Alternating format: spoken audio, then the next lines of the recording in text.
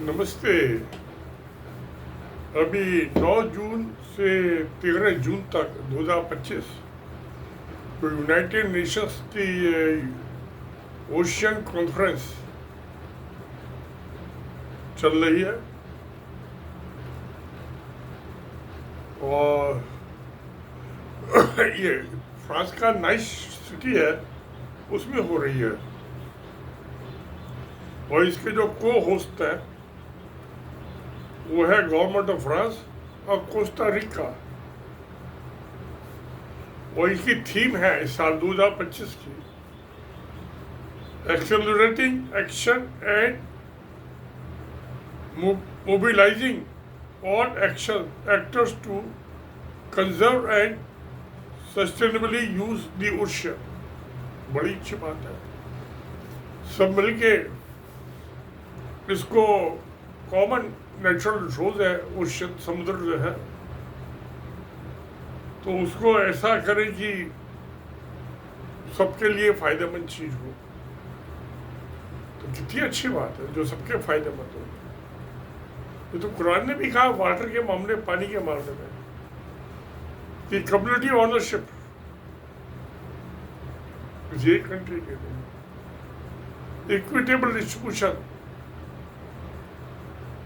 सबको बराबर का बंटवारा हो, एंड प्रोटेक्शन ऑफ वाटर, पानी को दूषित होने से, वेस्ट होने से बचाए। ये कुरान में बात रखी भी है। ये इसमें ये सब बातें लिखी हैं, 6 आयतें हैं कुरान में।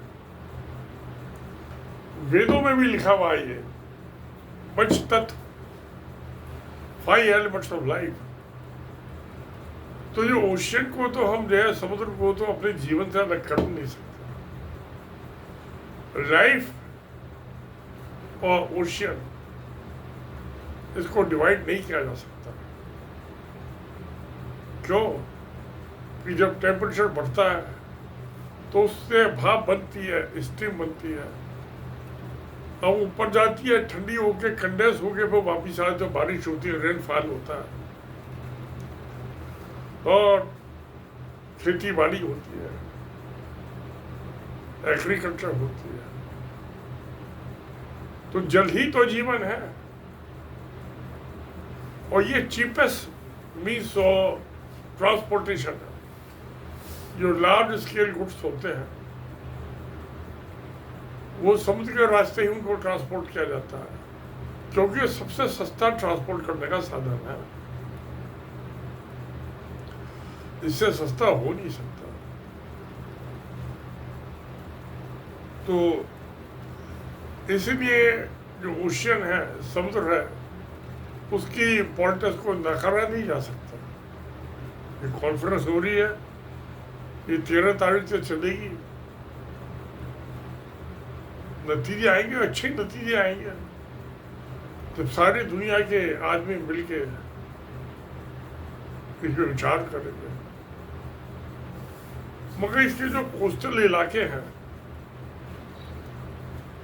जहाँ जमीन का जो कोस्टल इलाका समुद्र का जुड़ा हुआ, वहाँ बहुत गंदगी हो जाती है। जो ये इसमें ऑयल्स होते हैं वो फेंक देते हैं समुद्र में, शिप्स जो है।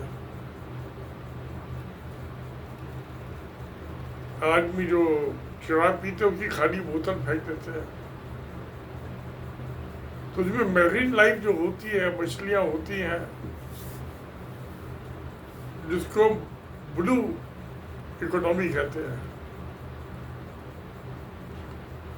तो उससे जो समुद्र से जो हम मछली पकड़ते हैं, फिशिंग, वो एक बहुत बड़ी इंडस्ट्री है, व्यापार है। और जो सबसे गरीब आदमी है, जो कोस्टल इलाके में रहते हैं, फिशरमैन, उनकी जिंदगी उसी पे चलती है। और वो जो कोस्टल इलाके होते हैं उसके आसपास के इलाकों से फिशिंग करते हैं, और वो आपने पोल्यूट कर दिया, या जो पोल्यूटेड जो रिवर्स जाती है, समुद्र में जाके मिलती हैं, वो गंदा पानी लेके जाती है, तो वो भी पोल्यूट होता है। डेल्टा रीजन जो होता है,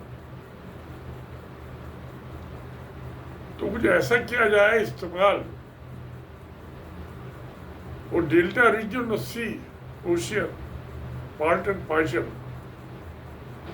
एक जैसे हथेली है हमारी, ये हथेलियाँ उंगलियाँ है, ये डेल्टा रीजन है रिवर्स का, और ये हथेली ओशियन है, ये इतना हिस्सा। तो इन इनसेपरेबल है, को अलग की नहीं किया जा सकता।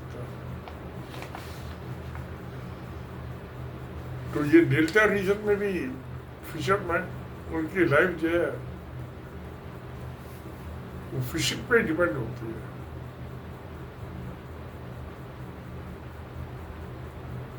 तो अब ये तो बहुत इम्पोर्टेंट है, कॉन्फ्रेंस हो रही है, अब देखते हैं इसमें, अभी और चलेगी, 13 तक चलेगी, 13 तारीख तक 5 दिन का ये मीटिंग है, समिट। तो क्या होता है इसमें, जो फोकस एरिया है इनका, तो इसमें कहा है कि स्ट्रक्चर कर रहे हैं 10 ओशन एक्शन पैनल्स बनाएंगे। वो बहुत बड़ी चीज़ है ना, अलग अलग करके उसको हर चीज़ के एक्सपर्ट पैनल होंगे, वो उसको कंसिडर करके विचार करके अपने सलाह देंगे।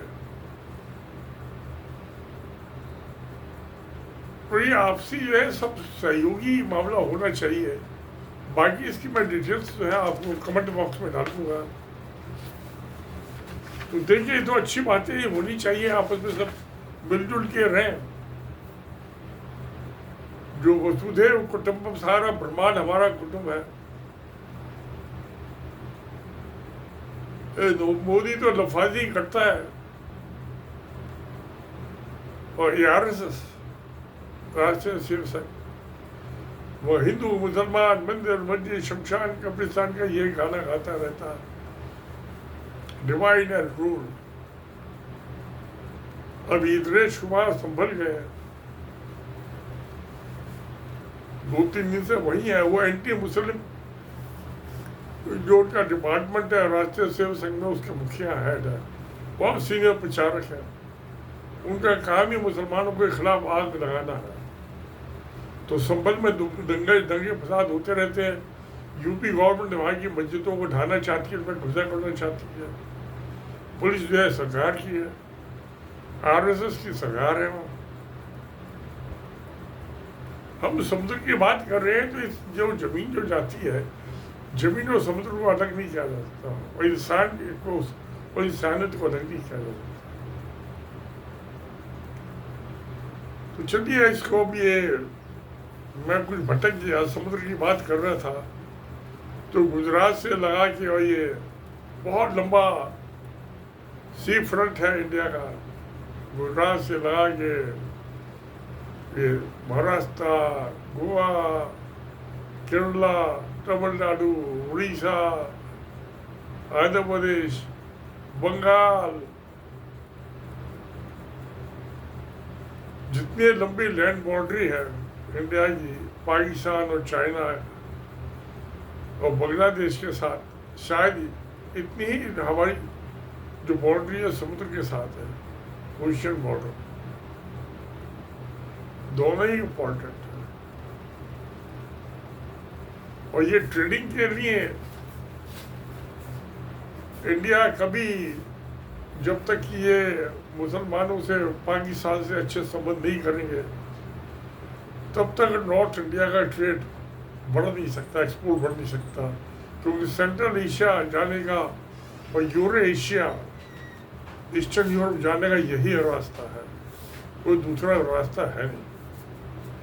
हाँ, ओशियन तो जो 15वीं सेंचुरी में जब ऑटोनॉमस एम्पायर रही थी टर्की में, खलीफा बन गए थे, तो जो सिल्क रूट था, लैंड रूट था, वो ब्लॉक हो गया। तो इसलिए यूरोपियंस को इंडिया आने का सी रूट से सबसे पहले पोर्टुगीज आए, और भी आए, फ्रेंच भी आए, इंग्लिश भी आए, ईस्ट इंडिया कंपनी, बहुत सारी ईस्ट इंडिया कंपनी बन गई थी। तो ये ट्रेडिंग के लिए जो है, जब तक कि ये नॉर्थ इंडिया तो तभी तरक्की करेगा जबकि पाकिस्तान से समझौता होगा, और ये लैंड रूट अफगानिस्तान, पेशावर तक तो, मुंबई से पेशावर तक तो ट्रैक था, वो फ्रंटियर मेल चलती थी। उसको काबुल और कंधार तक जोड़ने में क्या देर लगती थी? मगइनो हिंदू मुसलमान मस्जिद मस्जिद कब्रिस्तान शमशान में RSS ने सत्यानाश कर दिया। तो उसकी नॉर्थर्न इकोनॉमी जो है नॉर्थ इंडिया की सफर कर रही है उसमें। साउथ इंडिया की तो इकोनॉमी उसका शूजेस्ट रूट है, वो तो लैंड रूट से है नहीं। तो ये गल्फ कंट्रीज है, अरब कंट्रीज है, और साउथ ईस्ट एशिया में थाईलैंड है, इंडोनेशिया, मलेशिया, उनका तो रूट यही है। और नॉर्थ इंडिया का जो है तो पाकिस्तान है, जो पिछले 75 साल से डिसरप्टेड है। नहीं तो इंडिया भी चाइना की तरह डेवलप हो गया होता, और शायद चीन से ज़्यादा डेवलप हो गया होता, उसकी इकोनॉमी से ज़्यादा अच्छी होती। तो इंडिया में जैसे आइसोलेट सिस्टम था। चीन तो जो था 35 साल की लड़ाई के बाद जो था मौत हुई, तो कम्युनिस्ट पार्टी की गवर्नमेंट आई थी। खैर वो मैंने और भी पहले वीडियो में दिया है, उसमें मैंने कंपेरिजन किया है। परफॉर्मेंस ऑडिट का मैं एक्सपर्ट आदमी हूँ, कॉस्ट कॉन्ट्रैक्टर टेक्निकल ऑडिट का एक्सपर्ट हूँ, और मैं आर्बिट्रेटर भी हूँ। इसलिए मैं सिर्फ ऑडिट के ही मैं technical performance Indian contract act, contract law, उसकी एनफोर्समेंट ऑफ कॉन्ट्रैक्ट, उसी का एक्सपर्ट नहीं हुआ है। क्योंकि आर्बिट्रेटर भी हूँ तो मैं जज की हैसियत से देखता हूँ कि इंसाफ क्या है। ये दो चीज़ें हैं और दोनों अलग अलग हैं। तो जो कंबाइन हुआ था कि एक एक्सपर्ट प्रोफेशनल ऑडिटर और एक जज, बहुत ये ऐसे दो चीज़ें जो हैं एक जगह मिल जाएं, ऐसा बहुत कम होता है। ये फॉर्चुनेटली मैं इसकी जीती जागी मूर्ति बैठा हुआ हूँ। जो इंजीनियरिंग कॉस्ट कॉन्ट्रैक्ट में इंजीनियरिंग वर्ष का एक एक्सपर्ट ऑडिटर भी हूँ, और साथ में पिछले 20 साल से मुझे एक्सपीरियंस भी है। मैं इंडिया का सीनियर मोस्ट आर्बिट्रेटर हूँ पिछले 20 साल से, और सर्विस टाइम में बहुत आर्बिट्रेशन कैसे डील किए मैंने। तो खैर अब ये तो सब चीज़ें चलती रहती हैं ज़िंदगी में, देखते क्या होता है क्या नहीं होता।